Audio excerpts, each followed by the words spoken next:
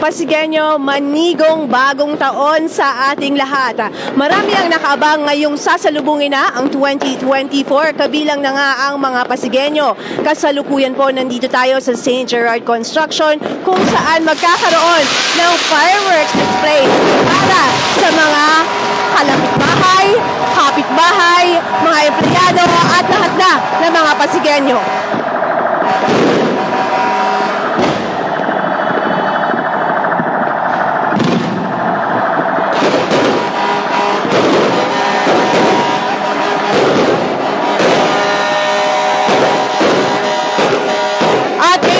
Pinaghandaan talaga itong fireworks display ng St. Gerard Construction sa pangunguna ng kanilang CEO na si Curly Descaya at ang kanilang CFO na si Zara Descaya. Kasama ang kanilang pamilya dito sa kanilang building ay sinimula na nga itong fireworks display. Ito ay kanilang isinagawa, ayun na rin sa kanila para sa kanilang mga kalapitbahay. Isang magandang atraksyon, isang magandang panimula para sa bagong taon.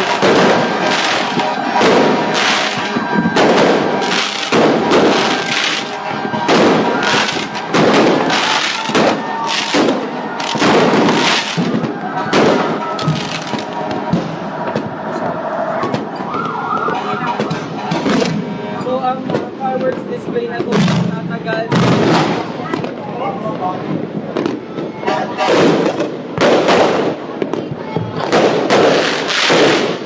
Kanina ating nakausap ang mag-asawang Descaya at ayon nga sa kanila, kanilang ginawa itong fireworks display para na rin sa benepisyo ng kanilang mga kalapitbahay para magkaroon ng magandang atraksyon at makasama sila sa pagsisimula ng 2024.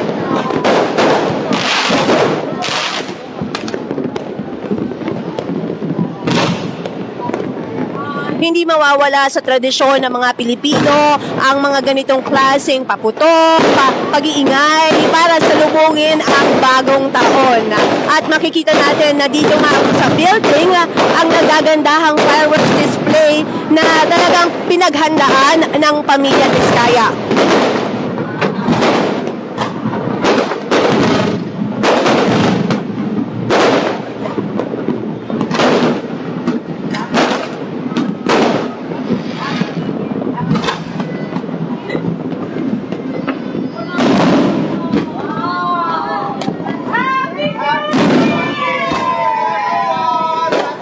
Pumatak na nga ang alas 12 ng madaling araw, kaya't isang manigong bagong taon para sa lahat ng mga Pasigueño at lahat ng ating manunood.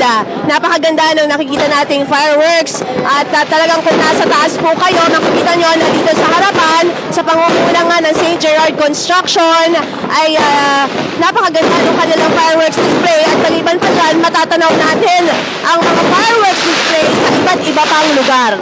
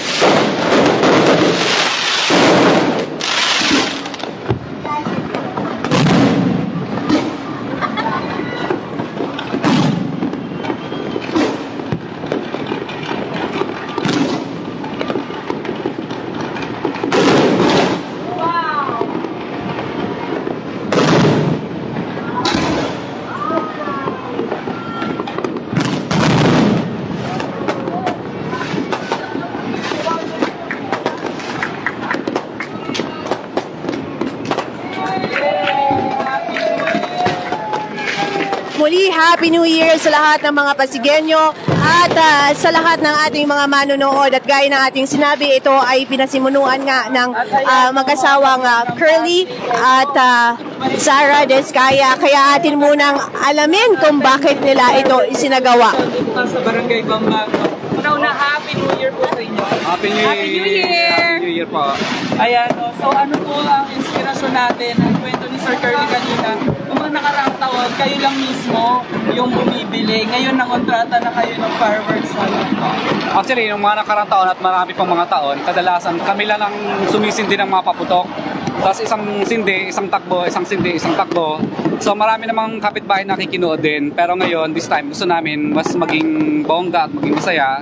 Tsaka So, gusto namin, pati kami, maging masaya rin. So, yung mga kapitbahay pwede na rin po makinood upang maging masaya tayong lahat. Salubungin natin ang bagong taon ng ligtas at masaya. Ayan, ikaw, Ma'am Sarah. Oh, yung ano, para safe din lahat. Kasi usually yun nga, isang sindi, isang takbo, na, hindi namin mapanood na maayos. Yun na yun, wala na yun, wala na kasunod. Para sa mga kapitbahay kasi napag-alaman din po namin na you do this also para sa mga neighbors. Yes, salamat sa pagpanood nyo. Sana napasaya namin kayo.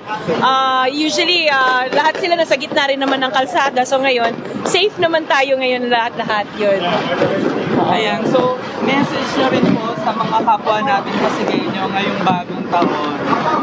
Happy New Year! We wish everyone a Happy New Year. Sana pare-pareho tayo. Itong year na to maging fruitful and prosperous for everyone here in Pasig. Happy New Year, maging ligtas sana tayong lahat at buo pa rin sana ang mga kamay natin at daliri para sa pagpasok na bagong taon ay masaya at wala tayo sa ospital. Ito, meron mo ako nakakatuwang personal na tanong, no? Alam naman ng mga tao na medyo swerte na rin ho kayo sa buhay. Ay, ano ho ba ang sinusunod nyong pamahiin pag New Year? Everyone, since I was a child na, or same din siguro kay Curly, na yung nga, naghahagis ng coins sa paloob ng bahay, na may kasamang cat-cat, and actually having the dinner, yung dinner eh, breakfast na rin, together with the whole family. Yun. Kayo, Sir Curly. Magkasama lahat ng pamilya at saka maghanda ng prutas daw, pampaswerte at saka lahat ng bilog-bilog, maghagis ng barya. So, yun. At pinakamalaga sa lahat doon, kasama mo ang pamilya ngayong bagong taon natin. At syempre, Ayan. Message pa po para po sa inyong mga kapamilya. Happy New Year sa lahat ng kapamilya po namin dito sa aming bahay. Ganun po, Happy New Year po sa lahat ng taga-Pasig na nakinood. Yes, Happy New Year to everyone. Yun, Happy New Year lang. ayan, maraming salamat po sa inyo. Thank you. Fireworks display para sa mga Pasigueño. Thank you. Ayan, so ayan. At yan nga ang naging dahilan kung bakit isinagawa ng mag-asawang Curly at Zara Descaya ang fireworks display para sa kanilang mga kapitbahay dito sa Barangay Bambang. At binanggit din nila kung ano yung mga sikreto kung bakit din sila nagiging maswerte. Muli, tradisyon ng mga Pilipino na salubungin ng masaya, maingay at sama-sama ang bagong taon. At sana ay natuwa nga ang ating mga manonood sa libreng fireworks display na inihatid ng St. Gerard Construction. At yan muna yung ihahatid nating balita at sasalubungin na natin ang 2024. Kaya again, Happy New Year sa lahat ng ating mga Pasigueño at mga manonood. Sana ay salubungin natin ang panibagong taon ng masaya, sama-sama at mas maging blessed pa po tayo this coming 2024. Ako si Luan Tañano para sa latest ng iNews Pasig.